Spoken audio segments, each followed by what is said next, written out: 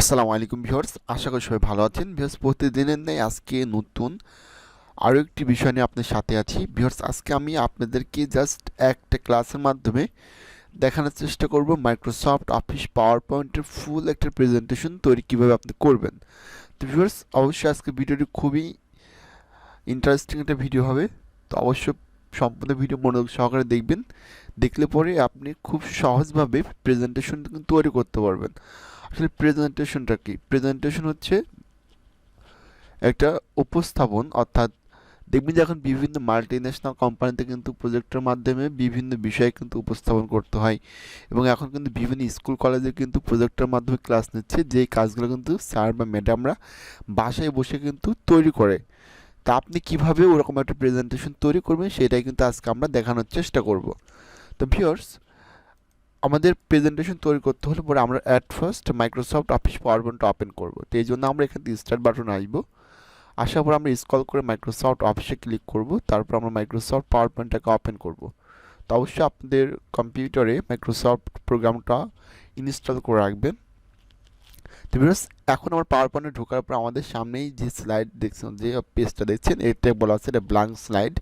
আমরা Microsoft office ওয়ার্ডে ঢুকে বলতাম ব্ল্যাঙ্ক পেজ, এক্সেলে বলতাম ব্ল্যাঙ্ক শিট, কিন্তু মাইক্রোসফট পাওয়ার পয়েন্টে বলতে হচ্ছে ব্ল্যাঙ্ক স্লাইড। তো এখানে হচ্ছে আপনি যেই বিষয় নিয়ে প্রেজেন্টেশন তৈরি করবেন সেই বিষয়গুলো কিন্তু আপনাকে এখানে লিখতে হবে। তো দেখেন এখান থেকে কিন্তু যদি এখানে কিন্তু আমাদের জাস্ট একটা স্লাইড আছে, বাট একটি প্রেজেন্টেশন তৈরি করতে হলে পরে আমাদের 5টা 10টা 15টা 20টা, মানে আমাদের যত বড় আমরা ফাইল নিয়ে কাজ করব আমাকে তত বড় কিন্তু ততগুলো কিন্তু পেজ নিতে হবে, তো স্লাইড নিতে হবে। তো দেখেন এখানে কিন্তু আমাদের জাস্ট একটা স্লাইড আছে। যদি আপনি এর থেকে অধিক স্লাইড নিতে চান তাহলে পরে জাস্ট নিউ স্লাইডে ক্লিক করবেন। এখন দেখেন এখানে কিন্তু বেশ কয়েকটি স্টাইল দিয়ে আছে, তো আপনার যে স্টাইলটা পছন্দ হয় বা যেইটা আপনার প্রয়োজন হবে সেটা জাস্ট আপনি ক্লিক করে স্লাইডগুলো কিন্তু নিয়ে নিতে পারবেন। দেখেন আপনি এখানে এই প্রথমত টাইটেল অ্যান্ড স্লাইড, এবার টাইটেল অ্যান্ড কন্টেন্ট নিতে পারেন, এরপর ট্রু কন্টেন্ট ইউজ করতে পারেন।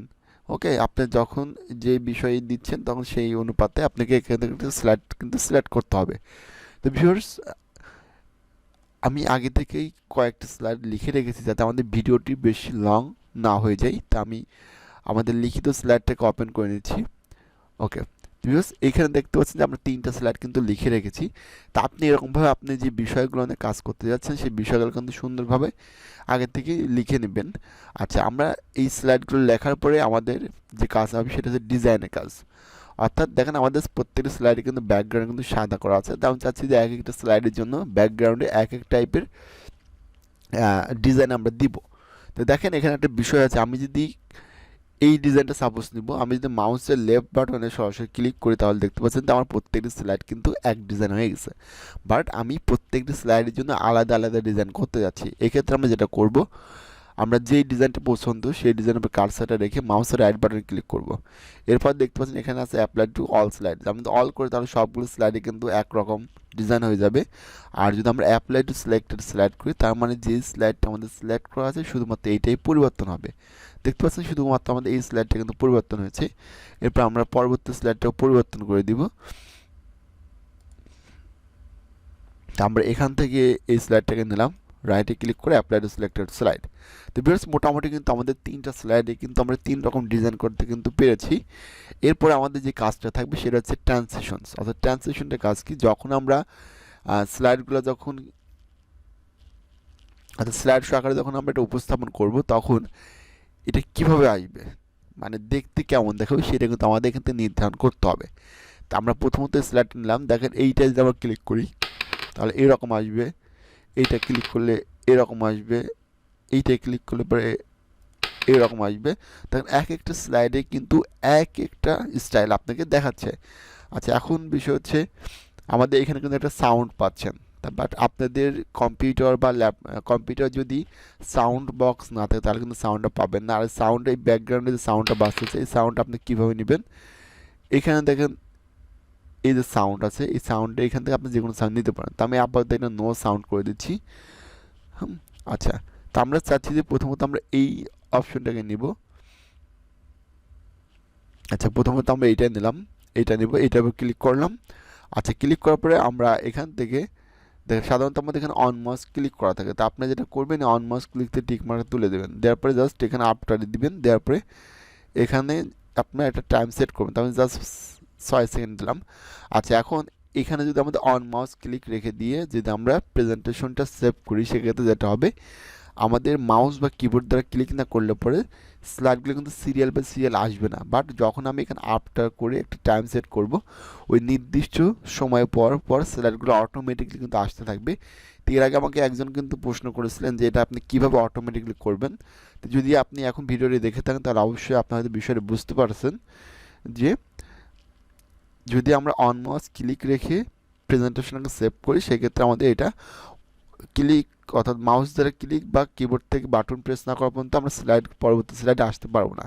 বাট যখন আমরা এই অন মাউস ক্লিকতে টিক মার্কটা তুলে দিয়ে আফটার টিক মার্ক দিব, দেওয়ার পর যখন টাইম সেট করবো, ওই নির্দিষ্ট সময় পরপর স্লাইডগুলো কিন্তু অটোমেটিকলি চলে আসবে। আচ্ছা, এরপরে দ্বিতীয় স্লাইডটা নিলাম। দ্বিতীয় স্লাইডটা কোন স্টাইলে ভালো হয় আমরা একটু দেখে নিই। ওকে, তো আমরা চাপিছি এই স্টাইলটাকে নিব। এরপর আমরা এখান থেকে জাস্ট এই টিক মার্কটা তুলে দেবো, এরপর আফটার টিক মার্ক দেবো, দেওয়ার পর জাস্ট একটা টাইম সেট করে দেবো তো কত সময় এটা স্থির থাকবে। এবার তৃতীয় স্লাইডটাকে নিলাম। আচ্ছা, তৃতীয় স্লাইডটাকে নেওয়ার পরে আমরা চাচ্ছি আপাতত একটু সুন্দর একটা ডিজাইন দেওয়ার জন্য। আচ্ছা, আপাতত আমরা এই ডিজাইনটাকে নিলাম, অর্থাৎ এই ট্রান্সলেশনটাকে নিলাম। নেওয়ার পর আমরা এখানে তো অনমাস ক্লিকে টিক মার্কটা তুলে দেবো, দেওয়ার পর আফটার দেওয়ার পর এখানে আমরা একটা টাইম সেট করে দিলাম।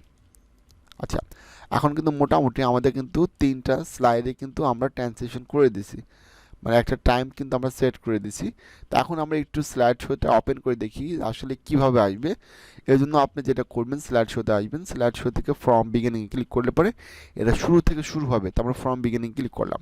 এখন দেখতে পাচ্ছেন যে আমাদের এই স্লাইডগুলো যখন আমরা প্রেজেন্টেশন আকারে উপস্থাপন করব, তখন এই রকমভাবে আসবে। তো দেখেন নির্দিষ্ট একটা সময় পর কিন্তু অটোমেটিকলি আরেকটা স্লাইড কিন্তু আমাদের চলে আসতেছে, কারণ আমরা ওটা অটোমেটিকলি অর্থাৎ আফটার করে দিচ্ছি, একটা নির্দিষ্ট টাইম আমরা সেট করে দিচ্ছি। তো যদি আপনার টাইম কম দেন তাহলে পরে কিন্তু খুব দ্রুত যাবে, আর যদি আপনি টাইম বেশি দেন সেক্ষেত্রে কিন্তু ধীরে সুস্থে আসবে। এটা মাউসের রাইটে ক্লিক করে ইনশো করে দিলাম।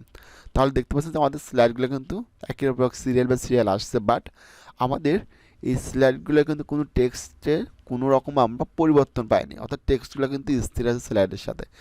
এখন আমরা যেটা করব, আমাদের এই টেক্সটগুলোর উপরে আমাদের অ্যানিমেশন করতে হবে।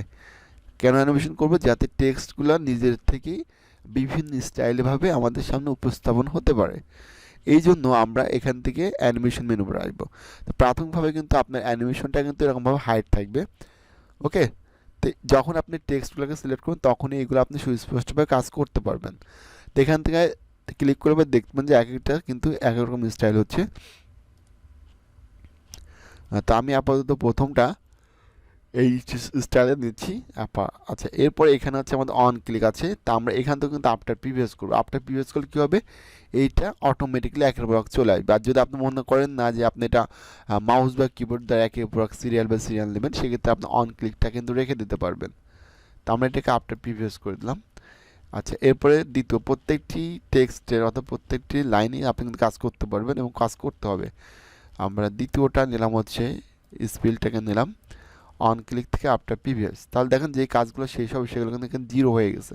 এবার দ্বিতীয় স্লাইডে আসবেন, আপনি দ্বিতীয় স্লাইডটাকে আবার টেক্সটকে সিলেক্ট করবেন। আচ্ছা, করার পর আপনি যে স্টাইলটা পছন্দ ওইটাকে নেবেন, নেওয়ার পর আর অন ক্লিক থেকে আফটার প্রিভিয়াস করে দেবেন। তো আমরা প্রত্যেকটি টেক্সটের কাজটা করে দিব।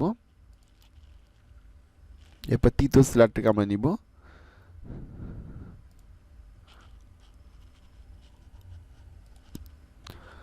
ওকে, আমরা কিন্তু দেখতে পাচ্ছেন যে এখান থেকে কিন্তু আমরা বেশ কয়েকটি ইফেক্ট ইউজ করেছি। এখন দেখেন এখানে এইগুলো বাদেও কিন্তু আরও এখানে বেশ কয়েকটা অপশন আছে। তো আমরা মোর ইন্টারেস্ট ইফেক্টে ক্লিক করলে এখানে কিন্তু আরও অনেকগুলো ইফেক্ট আমাদের সামনে শো করবে। তো আমি এখান থেকে যদি এইটাই ক্লিক করি তাহলে দেখেন কেমন দেখাবে, এখানে সব কিছু দেখা যাবে, দেখছেন? তো আমি এখান থেকে স্টাইলে দেখি যে আসলে কোনটা নিলে পরে আমার স্লাইডের জন্য অনেক সুন্দর হবে। জাস্ট ওইটা একটু আমরা একটু দেখে নিই। আচ্ছা, আমরা আপাতত এইটাকে দিলাম, ওকে করলাম। আচ্ছা, ওকে করার পরে এখানে আমরা জাস্ট অন ক্লিক আছে, এটাকে আমরা আফটার প্রিভিয়াস করে দেবো। তো ভিউয়ার্স দেখতে পাচ্ছেন যে আমাদের প্রত্যেকটি স্লাইডে কিন্তু অ্যানিমেশন এবং ট্রান্সলেশন দেওয়া হয়ে গেছে। এখন আমরা যদি স্লাইড শো করে থাকি তাহলে দেখে আসলে কেমন দেখাবে। দেখতে পাচ্ছেন যে প্রথমত আমাদের স্লাইডগুলো সামনে আসছে, এরপর কিন্তু টেক্সটগুলো অটোমেটিক্যালি আমাদের সামনে একের পর সিরিয়াল বাই সিরিয়াল কিন্তু চলে আসবে। ওকে, দেখতে পাচ্ছেন যে আমাদের সুন্দরভাবে কিন্তু স্লাইডগুলো আমাদের সামনে উপস্থাপন হচ্ছে। তো আমরা আপাতত এটাকে মাউসের রাইটে ক্লিক করে এটাকে আমরা এন্ড শো করে দিলাম। আচ্ছা, তো আমরা প্রথমত স্লাইড নিয়েছি, নেওয়ার পরে আমরা ডিজাইন করেছি, ট্রান্সলেশন করেছি, অ্যানিমেশন করেছি এবং স্লাইড শো করলাম। আচ্ছা, স্লাইড শোর মধ্যে কিন্তু বেশ কয়েকটা কাজ আপনি চাইলে করতে পারবেন। দেখেন, এর আগে কিন্তু আমি এখানে প্রত্যেকটি মেনু বার সম্পর্কে কিন্তু আলাদা আলাদাভাবে ভিডিও দিচ্ছি, তো অবশ্যই আপনি ভিডিওগুলো দেখবেন। দেখলে পরে আমি মনে করি পাওয়ারপয়েন্টে আপনাদের কোনো সমস্যা থাকবে না। তো এই প্রত্যেকটি বিষয় সম্পর্কে ক্লাস দেওয়া আছে, অবশ্যই আপনি ক্লাসগুলো দেখবেন, তাহলে পরে এই প্রত্যেকটি কাজ কিন্তু আপনারা জানতে পারবেন। তো আমি ভিডিওটি বেশি বড় করতে যাচ্ছি না। তো এখন হচ্ছে আমি আপনাদের এই কাজটাকে কিভাবে আপনি সেভ করবেন সেই বিষয়টা কিন্তু এখন আমি আপনাকে দেখাবো। আচ্ছা, এইটাকে যদি আপনি সেভ করতে চান প্রেজেন্টেশন আকারে, সেক্ষেত্রে আমরা ফাইলে আসবো, ফাইল থেকে আমরা সেভে ক্লিক করব। আচ্ছা, সেভ বা সেভ অ্যাজ যেটাই ক্লিক করেন, তা আমার ওই ফাইলটা আগে সেভ করা ছিল, কিন্তু আমরা এখন সেভ অ্যাজটা ইউজ করব। আচ্ছা, সেভ অ্যাজে ক্লিক করার পরে এখন এই পাওয়ার পয়েন্ট স্লাইড শোটাকে আপনাকে দুইভাবে সেভ করতে হবে। একটা হচ্ছে পাওয়ার পয়েন্ট প্রেজেন্টেশন আকারে, এইটাই করলে পরেও সুবিধা কি, এইটা যদি আপনি সেভ করেন সেক্ষেত্রে আপনার স্লাইডগুলো এডিট করার অপশন আপনি পাবেন। বাট যদি আপনি অন্য কোনো অপশন সিলেক্ট করে সেভ করেন তাহলে কিন্তু ওইটার এডিট অপশন আপনি পাবেন না। তা আমি প্রথমত ইজি লার্নিং কম্পিউটার দিয়ে আমি ডেস্কটপের উপর জিনিসটাকে সেভ করে রাখতেছি, এরপরে জাস্ট ওকে। এখন আমি এখান থেকে এটা ক্লোজ করে দিলাম, এটাও ক্লোজ করে দিলাম।